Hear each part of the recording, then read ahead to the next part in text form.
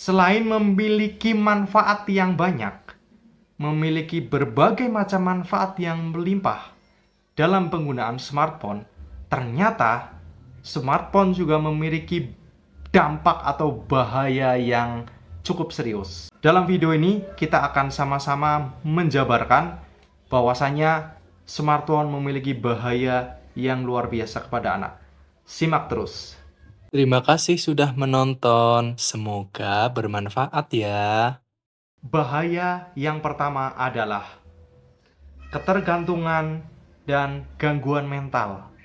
Pengguna berlebihan pada handphone dapat menyebabkan ketergantungan digital, gangguan tidur, kecemasan, dan masalah kesehatan mental lainnya. Wow, lanjut. Selanjutnya adalah konten tidak sesuai usia.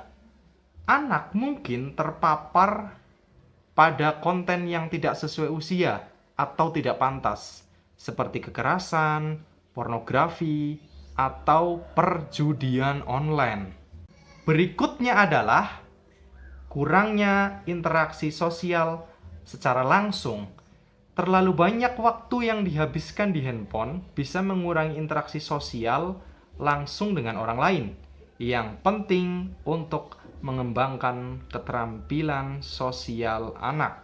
Selanjutnya adalah gangguan pendidikan. Penggunaan handphone atau smartphone yang tidak terkontrol bisa mengganggu fokus belajar dan kinerja akademik anak. Lanjut, yang terakhir ini simak baik-baik ya teman-teman. Masalah kesehatan fisik. Penggunaan yang berlebihan dapat menyebabkan masalah kesehatan fisik seperti gangguan penglihatan, sakit kepala, atau gangguan postur tubuh. Demikian tadi saya jabarkan melalui slide presentasi bahwasanya bahaya dari anak-anak kita menggunakan smartphone secara berlebihan dapat berakibat fatal ternyata teman-teman. Maka kita sebagai orang tua harus memberikan pengawasan penuh terhadap anak-anak kita dalam penggunaan smartphone. Tentu yang sudah terlanjur anak kita menggunakan smartphone intinya yang sudah kita kasihkan smartphone kepada anak kita dan kita sulit sekali untuk mencegah. Tentunya belum terlambat kita sebagai orang tua untuk mencegah hal yang istilahnya terlalu larut ya. Istilahnya belum terlambat kita sebagai orang tua untuk mencegah bahwasanya penggunaan smartphone yang berlebihan kepada anak dapat berdampak seperti yang tadi saya sampaikan.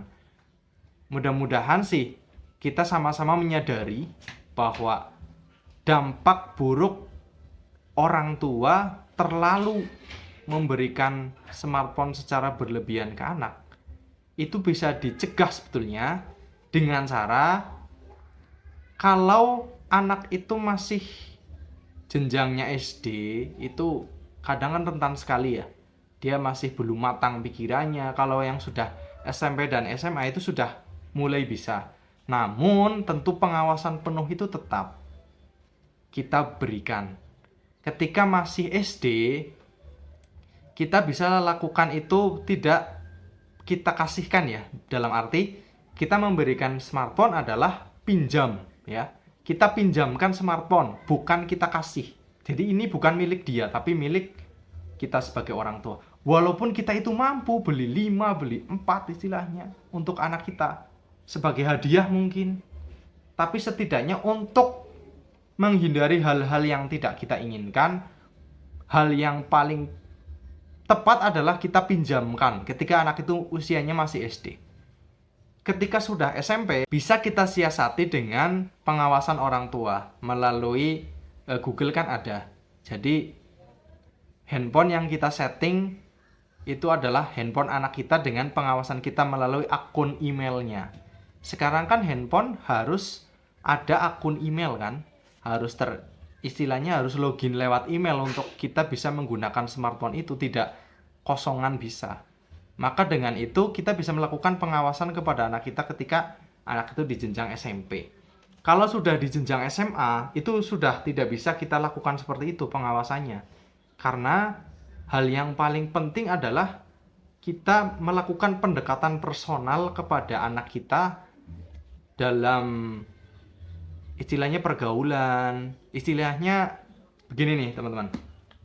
Ketika anak kita udah remaja, penggunaan smartphone memang sangat, dia itu sudah pinter nyimpen rahasia. Bahkan dia sudah bisa melakukan privasi-privasi yang tidak bisa kita lacak. Dia bisa istilahnya menggunakan crack dan lain-lain, menge-crack handphone agar begini-begini tidak bisa dilacak keberadaannya.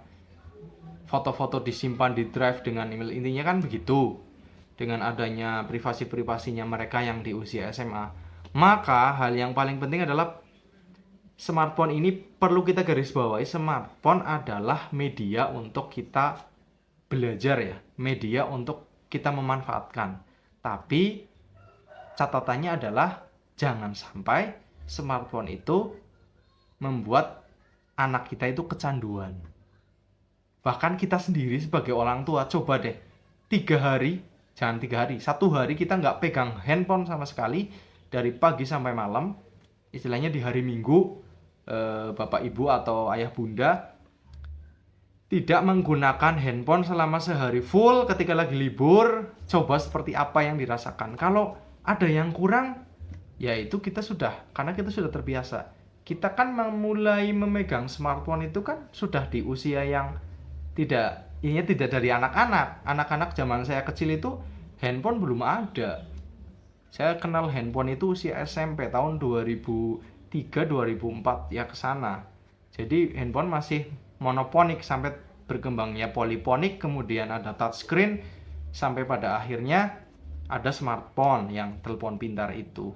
Maka pengawasan kemudian pendekatan personal kita kepada anak itu menjadi hal yang penting untuk kita mengawasi penggunaan smartphone. Dan karena bahayanya tadi begitu luar biasa, bahayanya begitu serius, maka saya perlu ingatkan lewat video ini.